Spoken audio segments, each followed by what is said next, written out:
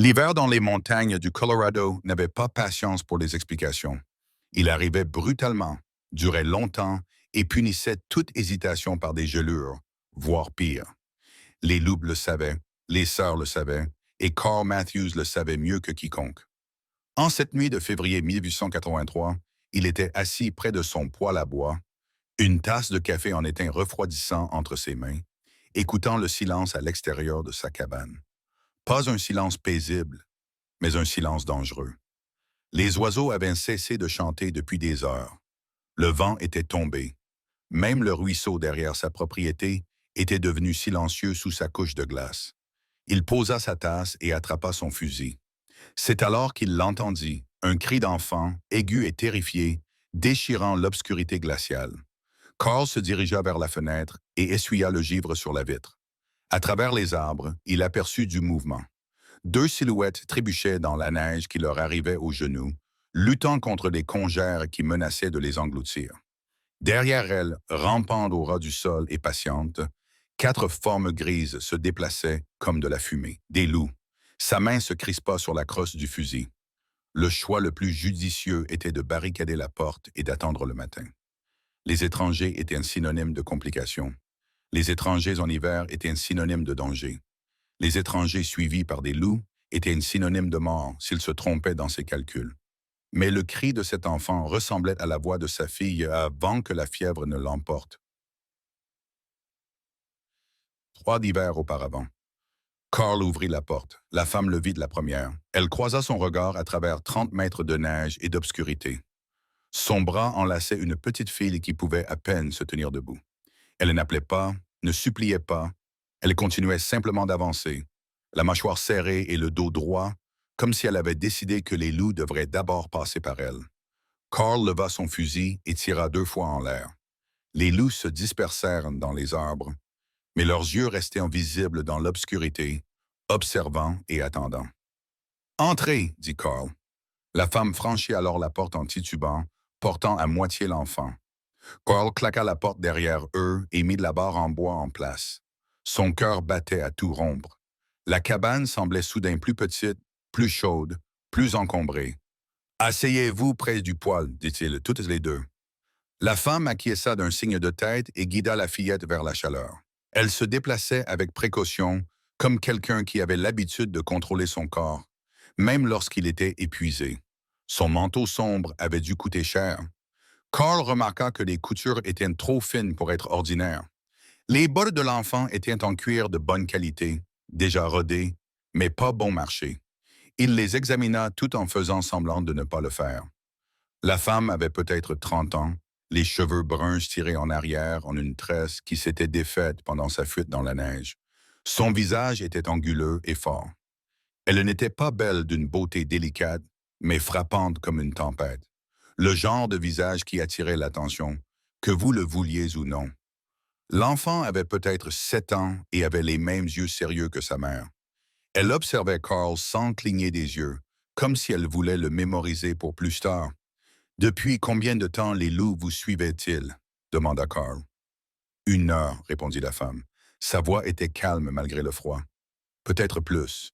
Notre cheval a perdu un fer à cheval il y a 3 kilomètres. Nous avons dû tout laisser et marcher. » Carl versa de l'eau chaude de la bouilloire dans 2 tasses en étain et les tendit. La femme enroula ses mains autour des siennes avec gratitude. L'enfant fit de même, tout en continuant à l'observer. « La tempête s'intensifie, dit Carl. Vous pouvez rester jusqu'à ce qu'elle se calme. Ensuite, vous devrez repartir. » La femme le regarda longuement. « D'accord.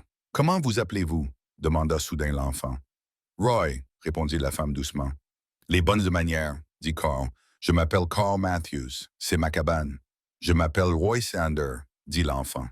Voici ma maman Amy. » Amy Sander lança à sa fille un regard qui suggérait que cette conversation se poursuivrait plus tard. « Merci de nous avoir ouvert votre porte, Monsieur Matthews. Appelez-moi Carl, dit-il, et je l'ai faite pour la petite fille, pas pour vous. » Amy eut un petit sourire. « Au moins, vous êtes honnête. » Carl retourna vers la cuisinière et commença à sortir la nourriture.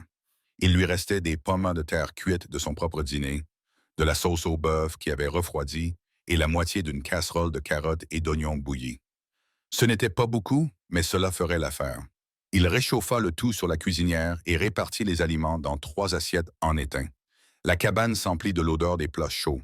Son estomac lui rappela qu'il n'avait pas assez mangé ce jour-là. Il ignora cette sensation et donna les plus grosses portions à ses invités. Ils mangèrent en silence. Amy coupa la nourriture de sa fille en petits morceaux sans qu'on le lui demande. Royce mangeait lentement, les yeux toujours en mouvement dans la cabane, cataloguant tout.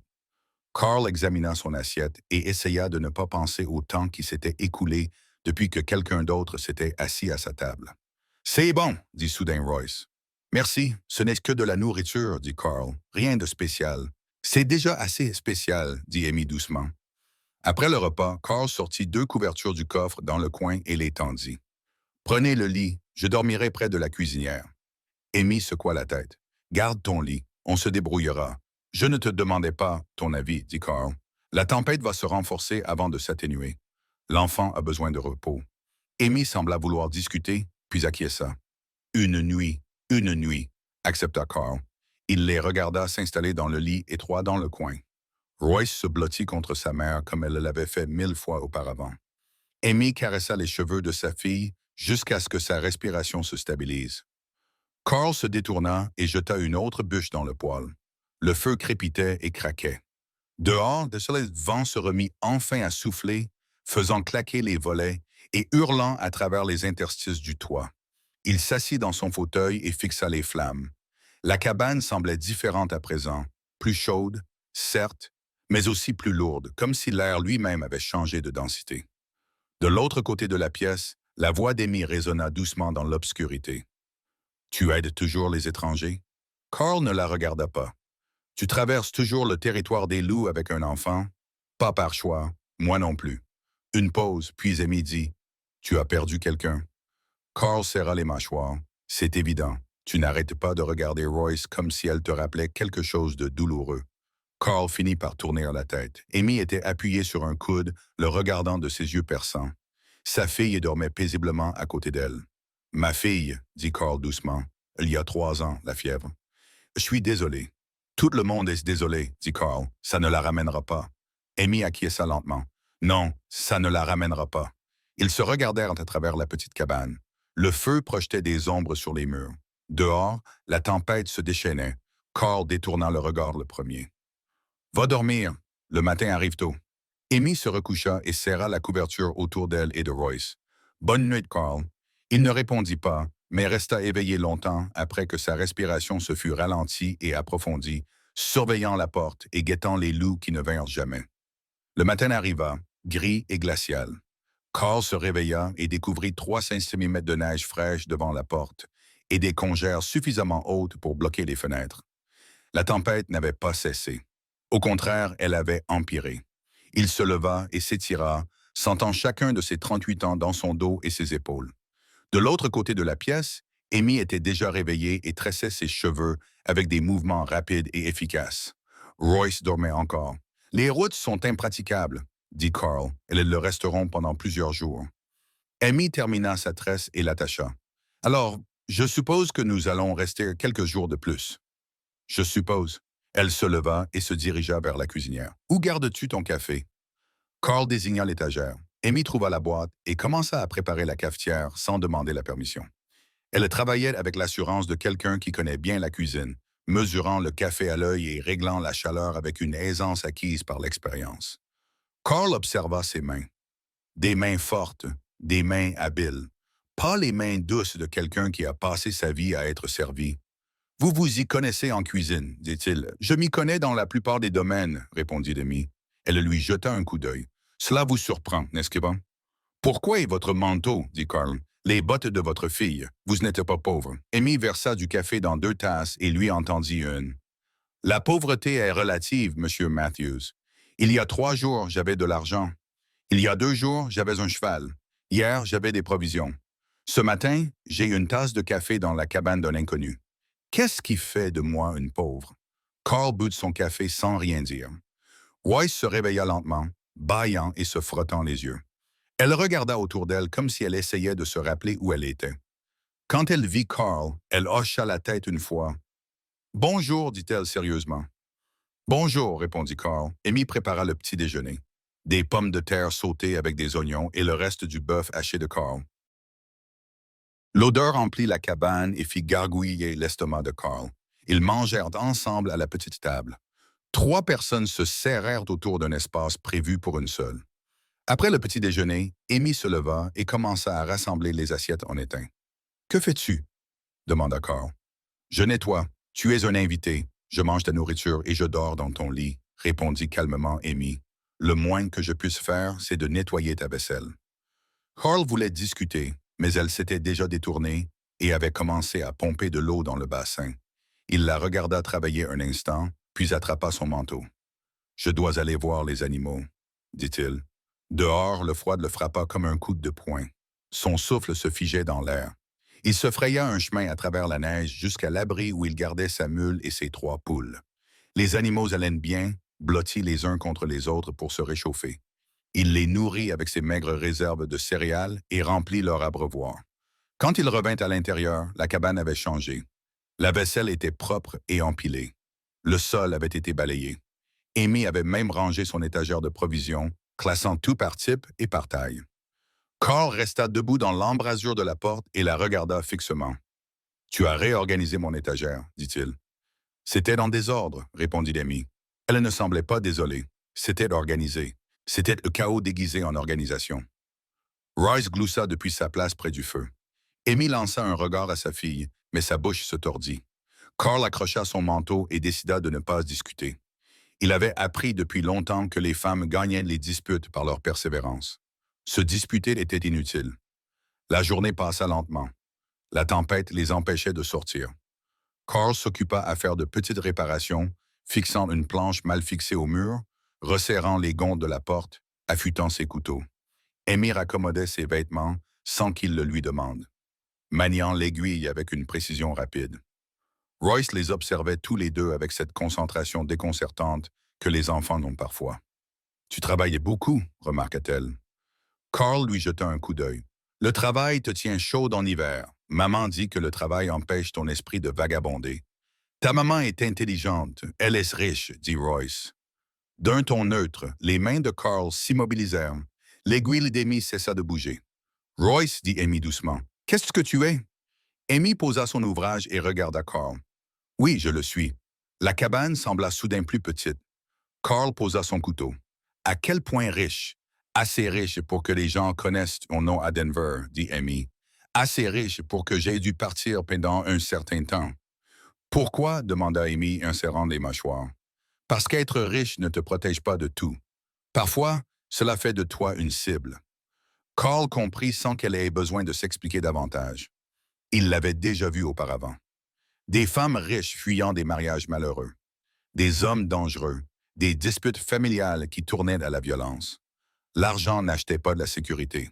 Parfois, il achetait le contraire. « Tu fuis quelqu'un? » demanda-t-il. « Oui, il va venir me chercher. »« Tôt ou tard, » répondit Amy, « mais pas en hiver, pas pendant cette tempête. » Carl acquiesça lentement. Il aurait dû se sentir inquiet. Au lieu de cela, il ressentit autre chose. Quelque chose qui le poussa à se lever et à vérifier à nouveau la barre de la porte, même s'il savait qu'elle était sécurisée. Ce soir-là, ils mangèrent du poulet bouilli avec du pain qu'Amy avait réussi à obtenir à partir des maigres provisions de Carl. Elle avait trouvé de la farine qu'il avait oubliée et avait réussi à faire quelque chose qui ressemblait à un vrai pain. « Tu es doué pour ça, » dit Carl. « Pourquoi? » « Pour faire quelque chose à partir de rien. » Amy sourit légèrement. C'est une compétence utile. Après le dîner, ils s'assirent près du feu. Royce somnolait d'entre eux, la tête appuyée contre l'épaule de sa mère. Le vent hurlait dehors. La cabane craquait et s'affaissait. « Tu parles différemment des autres hommes, » dit soudain Amy. Carl la regarda. « Comment ça? Tu ne remplis pas le silence de mots vides. Tu dis ce qui doit être dit et rien de plus. La plupart des mots sont de toute façon inutiles. » Amy rit. Un vrai rire, ni poli ni retenu. C'est ce que je veux dire. Carl sentit son visage s'échauffer. Il reporta son attention sur le feu. Ils restèrent assis dans un silence confortable pendant un moment. Puis Roy remua et marmonna sans se réveiller complètement. « Vous parlez tous les deux trop et vous ne faites rien. » Carl se figea. Amy écarquilla les yeux. « Quoi? » dit Carl. Royce bâilla et se blottit contre Amy. Maman disait souvent Quand les gens parlent comme ça, c'est qu'ils s'apprécient, mais qu'ils sont stupides. Le silence qui suivit était assourdissant. Carl fixait le feu. Amy fixait sa fille. Le vent dehors semblait soudain très bruyant. Eh bien, dit finalement Carl d'une voix rauque, ta mère était observatrice. Elle avait aussi raison, dit Royce d'une voix endormie, puis il se rendormit. Amy se couvrit la bouche de la main, mais Carl pouvait voir ses épaules trembler d'un rire silencieux. Il toussa dans son poing et se leva brusquement. Je vais vérifier la porte, marmonna-t-il. Tu l'as vérifiée il y a 10 minutes, dit Amy d'une voix tremblante. Il vérifia à nouveau et passa un temps inutilement long à examiner la porte parfaitement sécurisée, tandis que son cœur battait à tout rompre dans sa poitrine. Derrière lui, il entendait Amy essayer de contenir son amusement. Quand il se retourna enfin, elle le regardait avec une expression qu'il ne parvenait pas tout à fait à déchiffrer.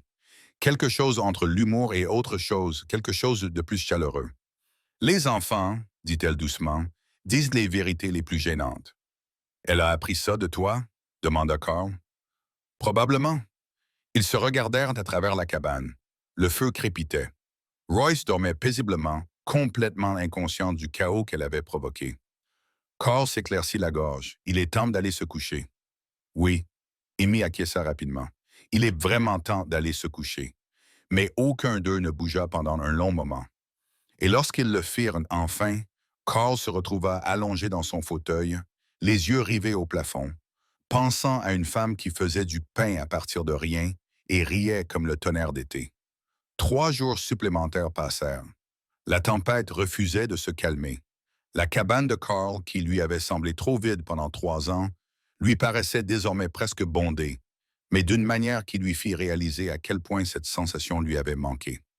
Amy continua à se rendre utile et Carl cessa de protester. Elle préparait des repas qui lui permettaient d'étirer ses provisions plus qu'il ne l'aurait cru possible. Elle réparait les vêtements qu'il avait l'intention de raccommoder depuis des mois. Elle réorganisa même son tas de bois d'une manière que Carl devait admettre plus logique que son système initial. Royce avait pris l'habitude de le suivre partout comme une petite ombre sérieuse. « Pourquoi aiguises-tu autant tes couteaux ?» lui demanda-t-elle un après-midi. « Un couteau émoussé est plus dangereux qu'un couteau bien aiguisé. » Carl répondit. « Passer la pierre à aiguiser le long de la lame oblige à appuyer plus fort. Cela fait glisser la lame. C'est intelligent. C'est une question de survie. » Royce l'observa travailler pendant un moment. « Vas-tu épouser maman? » Carl faillit laisser tomber le couteau. « Quoi? Tu la regardes comme papa la regardait avant de mourir? » dit simplement Royce. « Maman dit que papa était un homme bon, mais qu'il est mort en sauvant quelqu'un d'autre. Es-tu un homme bon? » Carl posa le couteau avec précaution. Ses mains tremblaient. « J'essaie d'être bon, » répondit Royce. Puis elle s'éloigna pour inspecter sa collection de pièges, laissant Carl la regarder s'éloigner dans un silence stupéfait. Ce soir-là, Amy prépara une soupe au poulet avec des boulettes. Carl n'avait aucune idée d'où elle avait trouvé les ingrédients, mais rien que l'odeur lui mettait l'eau à la bouche. Ils mangèrent ensemble à table, leurs épaules se touchant presque dans cet espace exigu. « C'est incroyable, » dit Carl. « C'est de la soupe, » dit Amy Tiditi, mais elle avait l'air satisfaite. « C'est mieux que de la soupe. C'est magique. » Elle rit. « Si c'est de la magie, tes critères sont dangereusement bas. Mes critères sont réalistes, » dit Carl. « De la bonne nourriture, un abri chaud, une compagnie honnête. C'est déjà assez magique. » Amy posa sa cuillère et le regarda. « Tu crois vraiment ça? »« Oui. » Son expression changea. « La plupart des hommes que j'ai rencontrés veulent plus. Plus d'argent, plus de terre, plus de tout.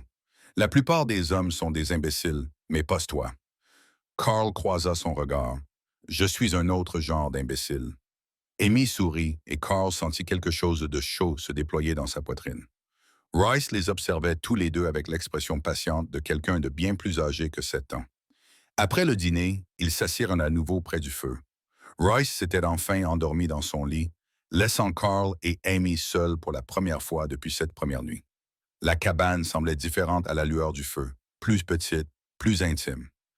Carl était très conscient de la proximité d'Amy, assez proche pour sentir le savon à la lavande qu'elle avait encore sur elle, assez proche pour que leurs épaules se touchent presque. « Je peux te poser une question? » « Ça dépend de la question. »« D'accord? » Elle se tourna vers lui. Pourquoi as-tu vraiment ouvert ta porte cette première nuit? Tu aurais pu nous ignorer. Carl fixait le feu. Ta fille a crié. Ça ressemblait à quelqu'un que je connaissais. Amy resta silencieuse pendant un moment. Ta fille? Oui, tu penses souvent à elle tous les jours, dit Carl, mais ça ne fait plus aussi mal qu'avant. Le temps ne guérit pas les blessures, il les rend juste plus faciles à supporter. Amy tendit la main et la posa sur la sienne. Sa paume était chaude. Je suis contente que tu aies ouvert la porte. Carl baissa les yeux vers leurs mains jointes, puis leva les yeux vers son visage. Moi aussi.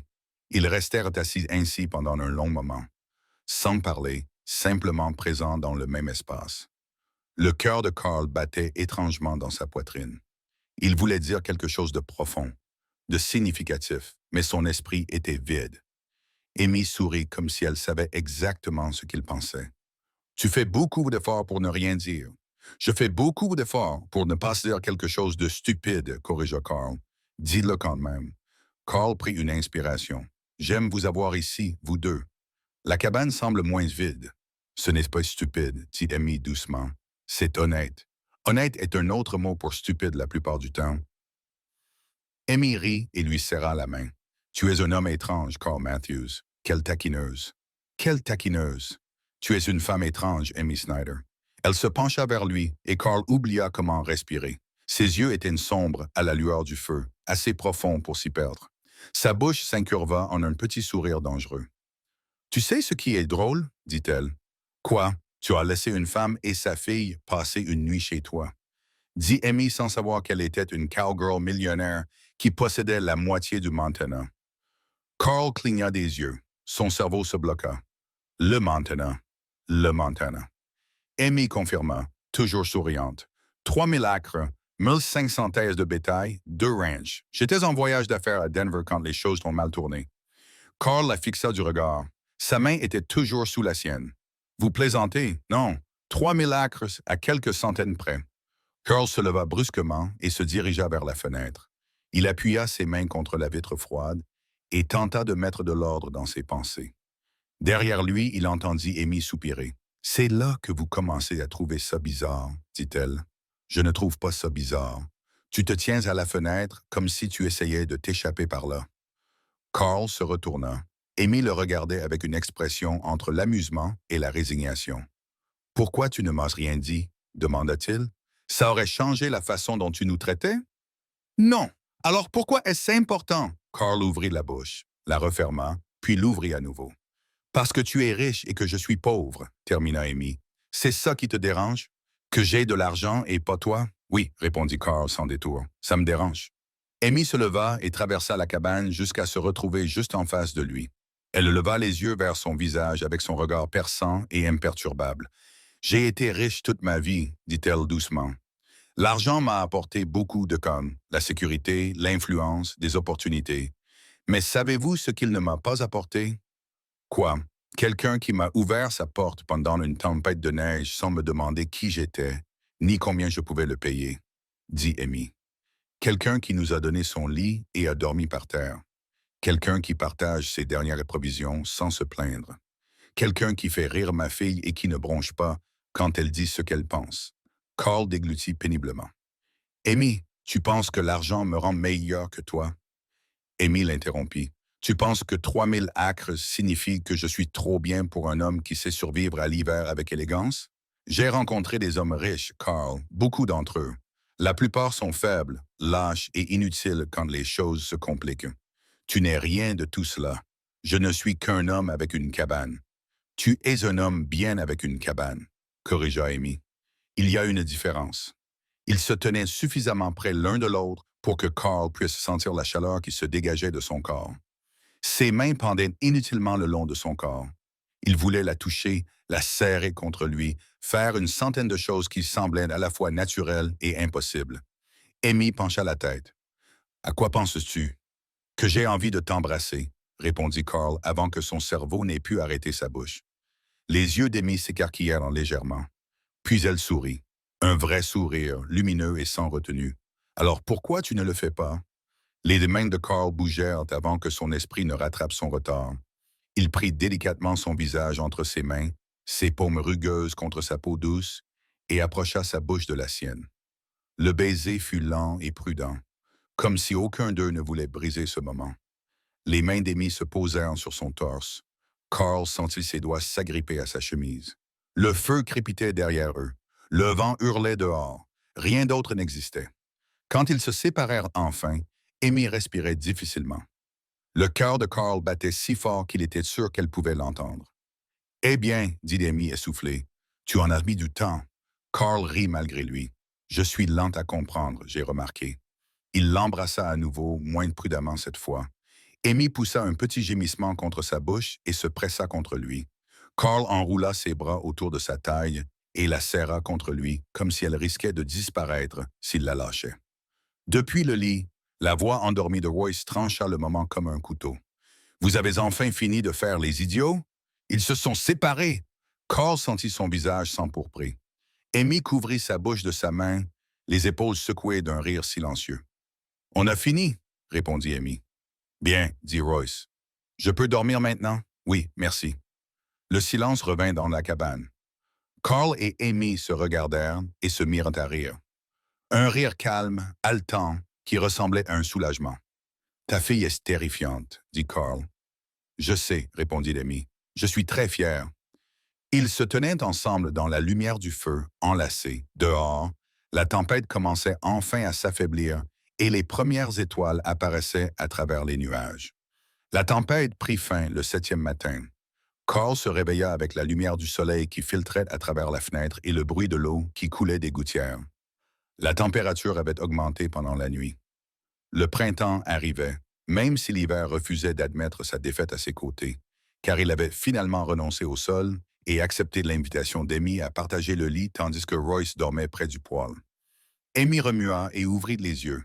« Bonjour, dit-elle doucement. « Bonjour, répondit Carl. Ils restèrent allongés là un moment, sans bouger, se regardant simplement dans la lumière du petit matin.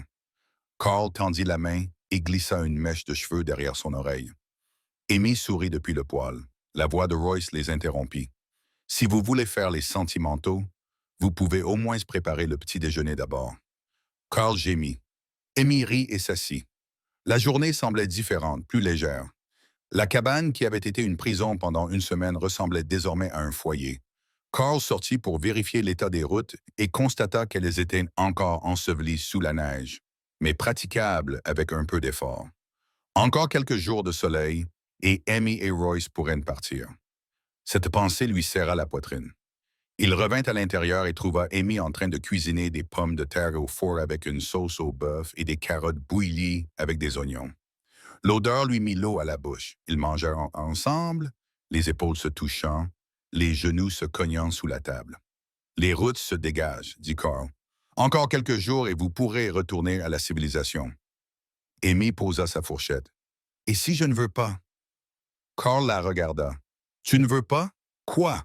Retourner à la civilisation. » Son cœur fit un bond. « Tu as des responsabilités, des terres, du bétail, des affaires. »« J'ai des gérants, » dit calmement Amy. « De bons gérants, des hommes en qui j'ai confiance pour s'occuper des choses pendant mon absence. Combien de temps peux-tu partir? » « Aussi longtemps que je le souhaite. » Carl fixa son assiette. Son esprit tournait à toute vitesse. « Amy, tu ne peux pas, simplement. Tu ne peux pas abandonner ta vie pour ça. Pour moi, je n'abandonne rien. » Amy dit, « Je choisis quelque chose de différent. Tu me connais à peine. J'en sais assez. » Elle tendit la main par-dessus la table et prit la sienne. « Je sais que tu es honnête. Je sais que tu es gentil. Je sais que tu fais rire ma fille et que tu me fais me sentir en sécurité. Je sais que je veux rester et voir où cela nous mènera. C'est suffisant pour l'instant. » Carl voulait discuter, voulait énumérer toutes les raisons pour lesquelles c'était impossible, mais lorsqu'il ouvrit la bouche, d'autres mots sortirent. « Je veux que tu restes. » Amy sourit, puis tout rentra dans l'ordre. Royce, qui avait écouté toute la conversation avec son expression sérieuse habituelle, hocha la tête une fois. « Bien.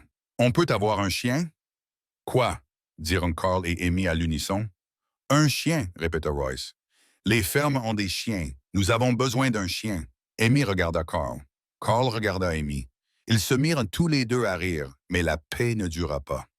2 jours plus tard, un cavalier apparut sur la route. Carl l'aperçut depuis la fenêtre, un homme à cheval avançant lentement dans la neige fondante. Il était trop bien habillé pour être un habitant du coin. Son manteau était neuf, son cheval était cher. Carl sentit quelque chose de froid s'installer dans son estomac. Amy, appela-t-il, nous avons un visiteur. Amy s'approcha de la fenêtre et resta immobile. Son visage pâlit. C'est Keenan. Qui est-ce Keenan? Mon beau-frère, répondit Amy doucement. Le frère de mon mari, l'homme que je fuyais. Carl posa la main sur son fusil. Que veut-il? Il veut prendre le contrôle de mes terres. Amy répondit. Quand mon mari est mort, il m'a tout légué. Keenan pense que cela aurait dû lui revenir. Il tente de contester le testament depuis 2 ans. Peut-il faire cela? Il pense que oui. Amy se détourna de la fenêtre. Ses mains tremblaient. Il est dangereux, Carl. Il n'accepte pas qu'on lui dise non. Carl vérifia son fusil et s'assura qu'il était chargé. Il veut te ramener. Il veut me forcer à lui céder mes terres d'une manière ou d'une autre. Il n'y parviendra pas, dit Carl d'un ton catégorique. Pas tant que je serai en vie. Amy le regarda avec de grands yeux. Carl, non. Carl l'interrompit. Tu restes ici parce que tu le veux, pas parce qu'un imbécile avec un cheval de luxe pense pouvoir te menacer pour te soumettre. Cela n'arrivera pas. Le cavalier, Keenan, s'arrêta devant la cabane. Il mit pied à terre avec élégance et s'approcha de la porte. Carl l'ouvrit avant qu'il n'ait eu le temps de frapper. Keenan était un homme grand, bien bâti, avec un visage séduisant qui inspira immédiatement de la méfiance à Carl. Son sourire était étudié. Son regard était froid.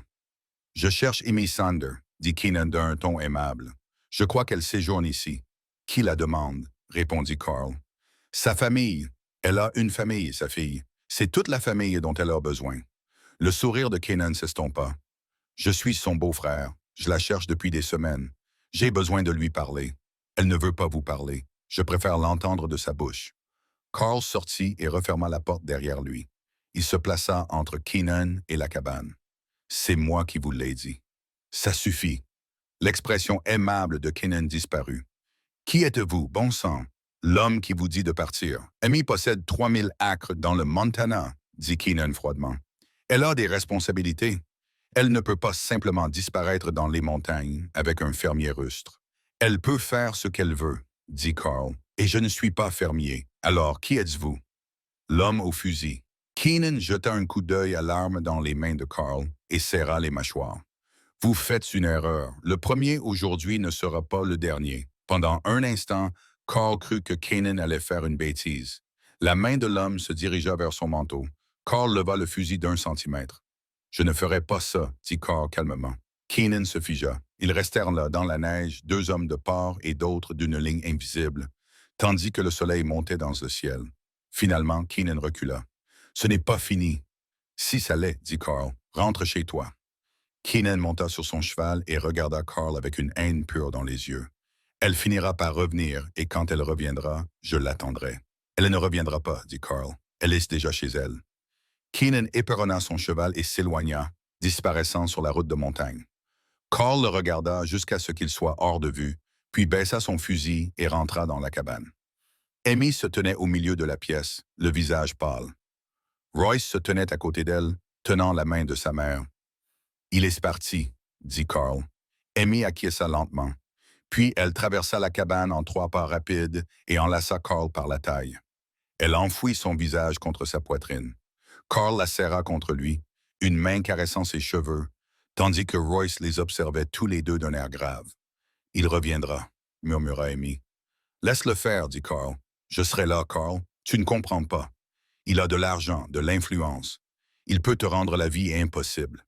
Il peut toujours essayer, dit Carl. Mais j'ai survécu à l'hiver dans les montagnes pendant 15 ans. J'ai affronté des loups, des blizzards et une solitude qui aurait brisé la plupart des hommes. Je n'ai pas peur d'un riche imbécile qui pense que l'argent lui donne du pouvoir. » Amy s'écarta et leva les yeux vers lui. Ses yeux étaient humides. « Pourquoi fais-tu cela? »« Parce que tu vaux la peine qu'on se batte pour toi, Bédédi, » répondit Carl simplement. « Toi et Royce tous les deux. Et parce que je suis fatigué d'être seul. » Amy eut le souffle coupé, Carl. Il l'embrassa avec force et fougue, libérant toute l'émotion qu'il avait retenue. Amy lui rendit son baiser avec autant de fougue, ses mains agrippant sa chemise. Quand ils se séparèrent enfin, Royce souriait. « Je l'aime bien, maman. » Amy rit à travers ses larmes. « Je l'aime bien aussi. On reste ?» demanda Royce. Amy regarda Carl. Carl la regarda en retour. « Et toi ?» demanda-t-il. « Oui, répondit Amy. Si tu nous acceptes, je t'accepte, dit Carl. Aussi longtemps que tu voudras rester. Pour toujours, alors, dit Amy. Carl sourit, un vrai sourire, le premier depuis 3 ans. Pour toujours, ça me va.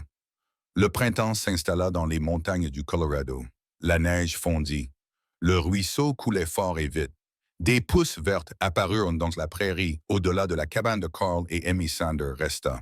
Elle envoya un message à ses gérants dans le Montana, leur donnant toute autorité pour gérer les ranchs. Elle fit en sorte que des provisions soient livrées chaque mois. Elle fit clairement comprendre à tous ceux qui lui posaient la question qu'elle ne reviendrait pas et que son beau-frère n'avait aucun droit sur sa propriété ou ses décisions. Keenan a essayé 2 fois de plus de la joindre.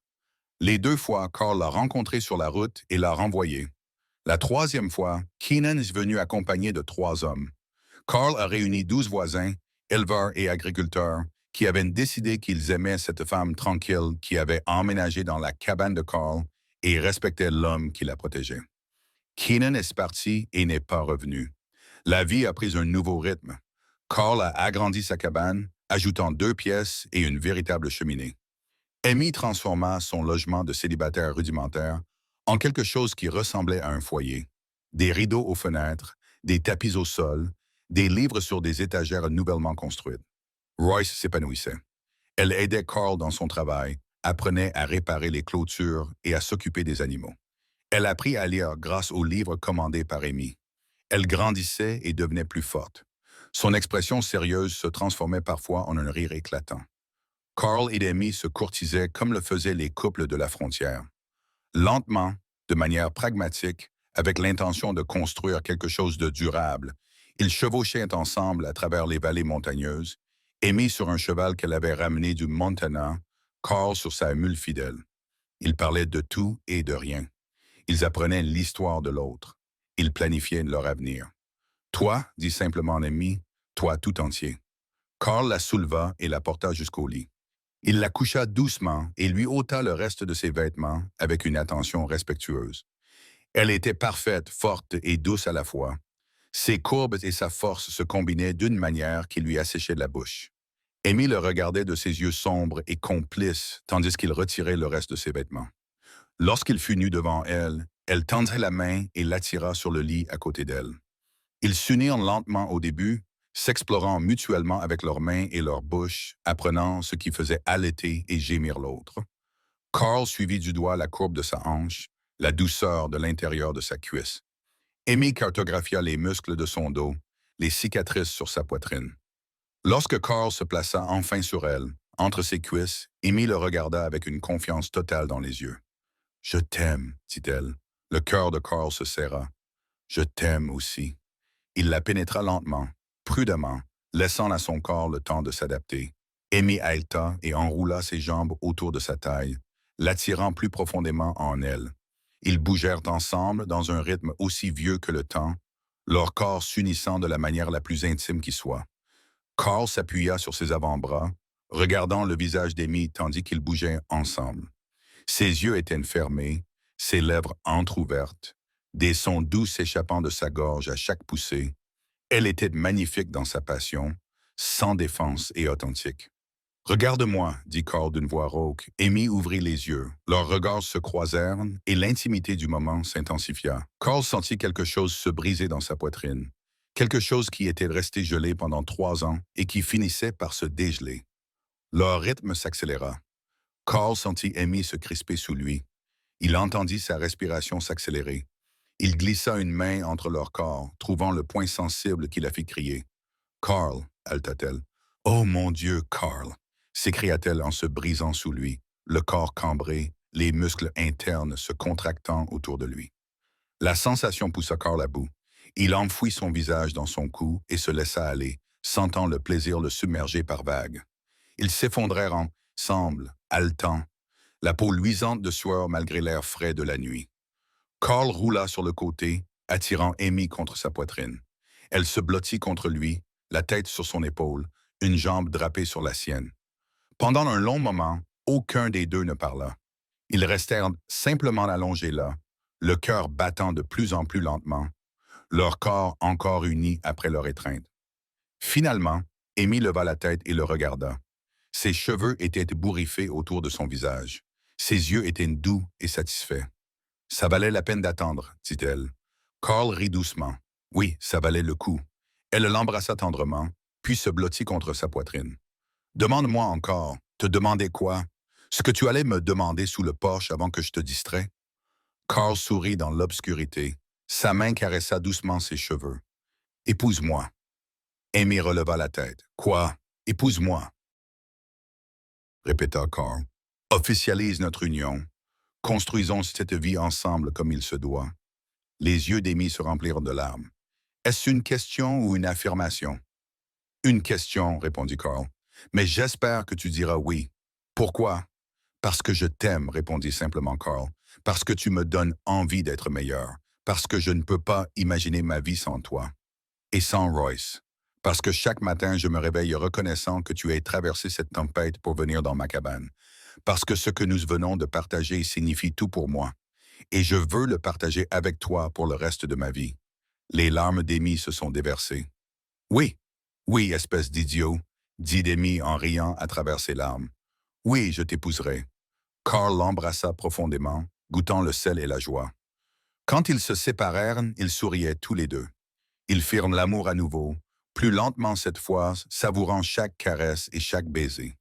Carl prit son temps pour explorer chaque centimètre du corps d'Amy, apprenant ce qui la faisait soupirer, ce qui la faisait haleter, ce qui la faisait supplier. Amy fit de même avec lui, ses mains et sa bouche le poussant au bord de la folie avant de le ramener à la raison.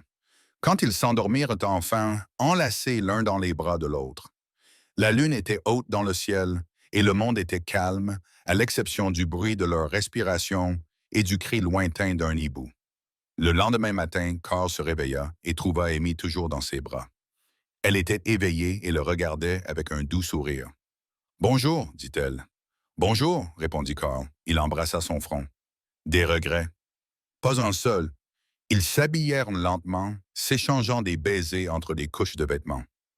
Lorsqu'ils sortirent enfin de la chambre, ils trouvèrent Royce assise à table, mangeant des biscuits froids et l'air extrêmement satisfaite d'elle-même. « Vous allez vous marier, annonça-t-elle. Carl et Amy se figèrent. « Comment le sais-tu? »« J'ai des oreilles, répondit Royce d'un ton neutre. Et puis, vous souriez toutes les deux comme des idiots. C'est évident. Amy se couvrit le visage de ses mains. Carl sentit son cou s'échauffer. « Oui, dit Amy derrière ses mains.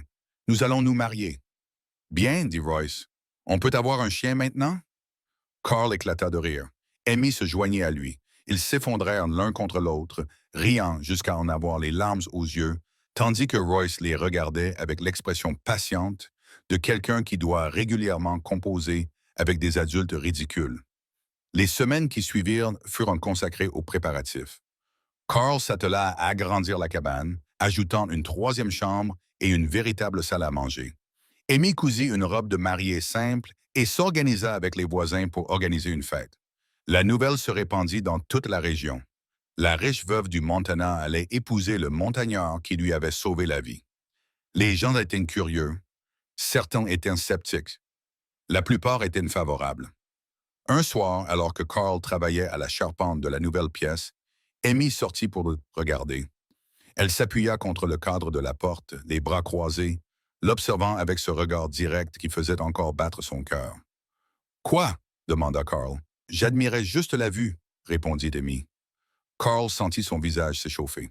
« Je suis en sueur et couvert de sueur. »« Je sais, » dit Amy en souriant. « C'est très séduisant. » Carl posa son marteau et s'approcha d'elle. Il la plaqua contre le cadre de la porte et l'embrassa longuement, sans se soucier d'être en sueur et couvert de sueur. Amy l'embrassa avec empressement, glissant ses mains sous sa chemise pour sentir la chaleur de sa peau. « Roy est à l'intérieur, » murmura Carl contre sa bouche. « Il lit? » Amy dit qu'elle ne remarquera pas si nous nous éclipsons quelques minutes. Quelques minutes, Amy s'écarta et le regarda d'un air provocateur. Tu veux dire que tu as besoin de plus de temps? Carl grogna et la souleva. Amy rit et enroula ses jambes autour de sa taille tandis qu'il la portait jusqu'à la grange. Ils firent l'amour contre le mur, rapidement et avec urgence, étouffant leurs gémissements contre la peau l'un de l'autre. Après, alors qu'ils remettaient leurs vêtements en place et essayaient de paraître respectables, Amy lui sourit. « Il faudra faire plus attention une fois qu'on sera mariés, dit-elle. « Pourquoi? Parce que j'ai l'intention de faire ça souvent, et Royce le remarquera forcément. » Carl rit et la serra contre lui. « J'ai hâte de relever le défi. » Ils se marièrent en haute dans la petite église de la ville la plus proche. La cérémonie fut simple. Pas de décoration sophistiquée, pas de robe élaborée, juste Carl dans sa plus belle chemise, Amy dans la robe bleue qu'elle avait cousue elle-même, et Roy debout entre eux comme témoin. Le pasteur les déclara mari et femme. Carl embrassa Amy sous les applaudissements de leurs voisins. Royce les serra tous les deux dans ses bras. Après la cérémonie, ils retournèrent ensemble à la cabane, tous les trois à cheval, riant sous le soleil estival. « Nous sommes une famille maintenant, » annonça Royce. « Nous avons toujours été une famille, » répondit Amy. « Maintenant, c'est officiel. » Carl tendit la main et prit celle d'Amy. Elle la serra en souriant. La cabane apparut. Leur cabane, désormais solide et robuste, se détachant sur le fond des montagnes. De la fumée s'élevait de la cheminée. Le jardin qu'Amy avait planté était en fleurs. La clôture que Carl avait réparée était droite et solide. Chez eux. La première année de mariage s'écoula dans un tourbillon de travail acharné et de joie tranquille. Carl et Amy agrandirent la propriété, ajoutant une grange et agrandissant le jardin. Amy's Montana Holdings continuait à générer des revenus, gérés par son contremaître compétent. Elle investit une partie des bénéfices dans l'exploitation de Carl, achetant du bétail et de meilleurs outils. Carl résista au début. « Je n'ai pas besoin de charité. »« Ce n'est pas de la charité, » dit Amy patiemment. « C'est un investissement. Nous sommes partenaires. Ce qui est à moi est à toi. Je ne l'ai pas gagné. Tu l'as gagné dès que tu as ouvert cette porte, dit Amy. Maintenant, cesse d'être têtu et laisse-moi t'aider à construire notre avenir. Carl maugréa, mais accepta. Le bétail prospéra. La ferme s'agrandit. Leur réputation dans la région se répandit. La femme riche du Montana et l'homme des montagnes qui l'avait épousée, travaillant côte à côte comme des égaux. Au printemps de leur deuxième année ensemble, Amy annonça à Carl qu'elle était enceinte. Carl s'assit lourdement sur sa chaise, le visage pâle, très sûr de lui. « En octobre, » dit Amy. Elle l'observa attentivement. « Comment te sens-tu? » Carl ouvrit la bouche, la referma, se leva et se dirigea vers la fenêtre. Ses mains tremblaient, terrifiées. Amy s'approcha derrière lui et enroula ses bras autour de sa taille. « Et si quelque chose tournait mal, alors nous ferons face ensemble, » dit Amy doucement. « Comme nous faisons face à tout. » Carl se retourna dans ses bras et la serra fort contre lui, les cheveux dans sa bouche. Il murmura. « Je ne peux pas te perdre. Tu ne me perdras pas. » Amy promit. « Je suis plus forte que je n'en ai l'air. » Elle avait raison. Lorsque leur fils est né en octobre, un bébé en bonne santé et bruyant qu'ils ont prénommé Curtis, Amy a géré l'accouchement avec le même calme et la même compétence qu'elle apportait à tout. Carl a fait les 100 pas à l'extérieur de la cabane jusqu'à ce que la sage-femme l'appelle. Il a tenu son fils dans ses bras pour la première fois et a pleuré. Royce, aujourd'hui âgé de 9 ans, a regardé son petit frère avec sérieux. « Il est bruyant. Les bébés sont bruyants, » a déclaré Amy, fatiguée. « On peut le garder? » Carl a ri à travers ses larmes. « Oui, nous le gardons. Curtis est devenu un garçon robuste, avec les yeux perçants de sa mère et le tempérament calme de son père. 2 ans plus tard, un autre fils est arrivé. Jude, plus petit et plus bruyant que son frère, avec les cheveux roux d'Amy et un tempérament à l'avenant. La propriété s'est à nouveau agrandie pour accueillir la famille grandissante. Carl a construit une extension à la cabane, ajoutant des chambres et une cuisine plus grande. Amy a embauché de l'aide. 2 femmes de la région venaient tous les jours pour s'occuper des enfants et des tâches ménagères. Le troupeau de bétail comptait désormais plus de 200 têtes. Carl embaucha des ouvriers agricoles pour l'aider à s'en occuper. Le jardin devint suffisamment grand pour nourrir la famille pendant l'hiver et produire un surplus à vendre. Leur exploitation devint l'une des plus prospères de la région. Mais le succès ne les changea pas. Carl se levait toujours avant l'aube pour accomplir lui-même les tâches matinales. Amy continuait à préparer les repas et à raccommoder les vêtements. Ils travaillaient côte à côte, partenaires dans tous les sens du terme. Leurs voisins les respectaient, leurs enfants les adoraient. Leur vie, construite à partir d'une seule tempête hivernale et d'une porte ouverte dans l'obscurité, s'épanouissait. Un soir, alors qu'ils étaient assis sous le porche et regardaient Curtis et Jude jouer dans la cour pendant que Royce lisait à proximité, Amy s'appuya contre l'épaule de Carl. Penses-tu parfois à cette première nuit? Demanda-t-elle. Tous les jours, répondit Carl. Le regrettes-tu? Carl la regarda. Sa femme, la mère de ses enfants, sa partenaire dans tout. Pas un seul instant. Amy sourit. Bonne réponse. Il embrassa le sommet de sa tête et regarda ses fils courir après les lucioles dans la lumière déclinante. Royce leva les yeux de son livre et croisa son regard. Elle lui sourit, puis se replongea dans sa lecture.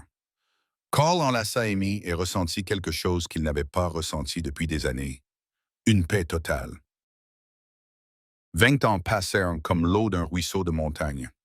Une transformation constante et inévitable du paysage, sans fanfare. Les cheveux de Carl devinrent gris. Le visage d'Amy se couvrit des rides causées par le rire et le soleil. Leurs enfants grandirent. Royce, aujourd'hui âgé de 27 ans, gérait les ranchs du Montana avec une intelligence perspicace.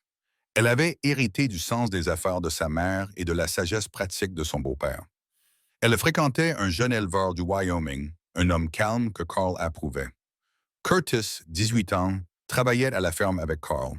Il était fort et stable, avec la manière de son père de dire plus avec le silence que la plupart des hommes ne le faisaient avec des mots. Il avait le don d'organisation de sa mère et le lien de son père avec la terre. Jude, 16 ans, était le plus sauvage. Rouquin et agité, il voulait découvrir le monde au-delà du Colorado. Carl comprenait cette soif. Amy s'inquiétait, mais essayait de ne pas le montrer.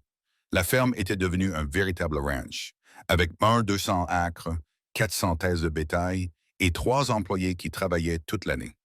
La cabane que Carl avait construite de ses propres mains 30 ans auparavant était devenue le centre de quelque chose de plus grand, de plus durable. Un soir de printemps, Carl et Amy étaient assis sous le porche qu'ils avaient agrandi et reconstruit 3 fois. Leurs petits-enfants, les 2 jeunes fils de Royce, jouaient dans la cour sous l'œil vigilant de Curtis. Jude était à Denver, où il travaillait temporairement comme éclaireur pour une compagnie ferroviaire et envoyait des lettres pleines d'enthousiasme et de grands projets. Le Montana te manque parfois?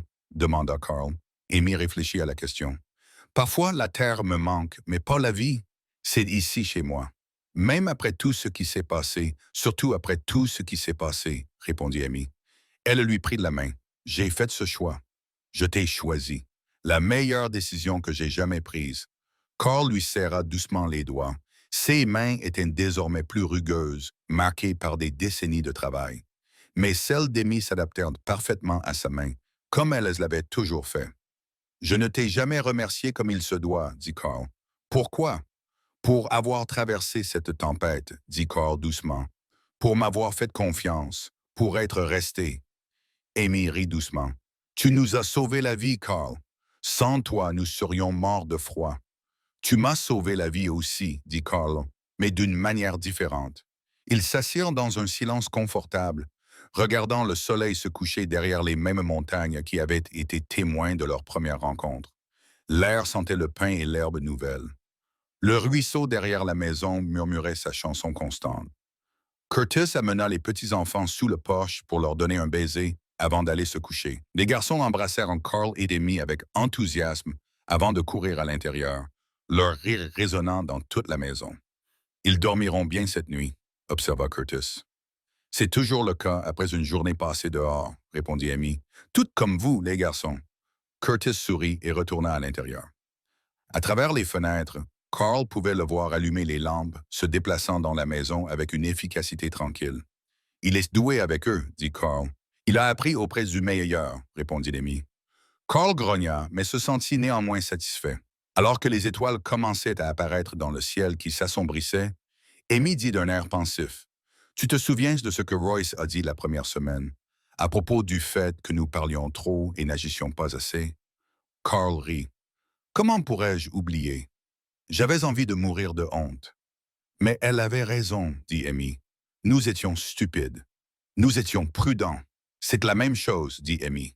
Elle le regarda avec les mêmes yeux perçants qu'il avait étudiés à travers une cabine bondée il y a 20 ans. Je savais que je voulais rester après les 3 premiers jours, mais je pensais que tu avais besoin de temps pour te décider. Je l'ai su après un jour, admit Carl, mais je pensais que tu partirais dès que tu le pourrais. Pourquoi? Parce que tu étais riche et que j'étais pauvre.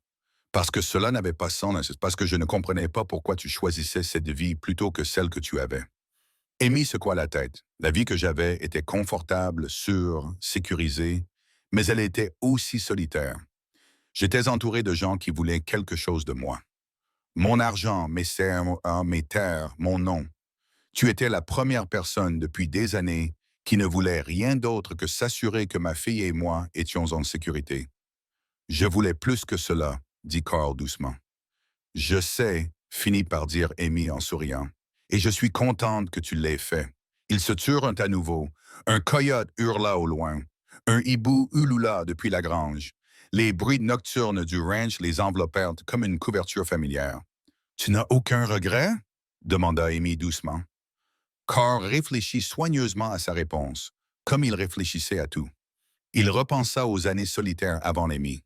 Il repensa à la peur qu'il avait eue d'ouvrir sa porte cette nuit d'hiver. Il repensa au risque qu'il avait pris en aimant à nouveau après avoir perdu quelqu'un. Il repensa à chaque journée difficile, à chaque moment de doute, à chaque fois qu'il s'était demandé s'il était assez bien pour une femme comme elle. Puis il repensa au jour de leur mariage, à la naissance de leurs enfants, à leurs 20 ans de vie commune, de rire, de travail et d'amour, à la famille qu'ils avaient fondée ensemble, à l'héritage qu'ils laisseraient derrière eux. Je n'ai aucun regret, dit Carl avec fermeté. Pas un seul, répondit Amy en appuyant sa tête contre son épaule. Carl passa son bras autour d'elle et la serra contre lui. À l'intérieur de la maison, Curtis couchait les petits-enfants. Sa voix flottait à travers les fenêtres, tandis qu'il leur racontait une histoire sur les loups, les tempêtes de neige et l'hiver où leur grand-mère était apparue dans l'obscurité comme un cadeau. La porte que Carl avait ouverte il y a 20 ans, d'abord avec crainte, puis avec joie, et enfin avec amour, était maintenant grande ouverte pour laisser entrer l'air chaud du printemps. Elle resterait ouverte, Carl le savait, tant qu'il y aurait de la vie dans cette maison. Ouverte à la famille, aux amis, à tous ceux qui avaient besoin d'un abri contre le froid. Certaines portes, une fois ouvertes, n'étaient pas destinées à se refermer. Parfois, l'amour arrivait discrètement, annoncé seulement par les pleurs d'un enfant et une tempête qui refusait de passer. Parfois, il arrivait avec rien d'autre que la vérité, le courage et la volonté de faire confiance à un étranger dans l'obscurité. Et parfois, si vous aviez beaucoup de chance, il restait pour toujours. Carl embrassa les cheveux d'Amy et regarda les étoiles apparaître une à une au-dessus des montagnes. La nuit était froide, mais le porche était chaud. Le vent soufflait dans les pins, mais la maison était solide et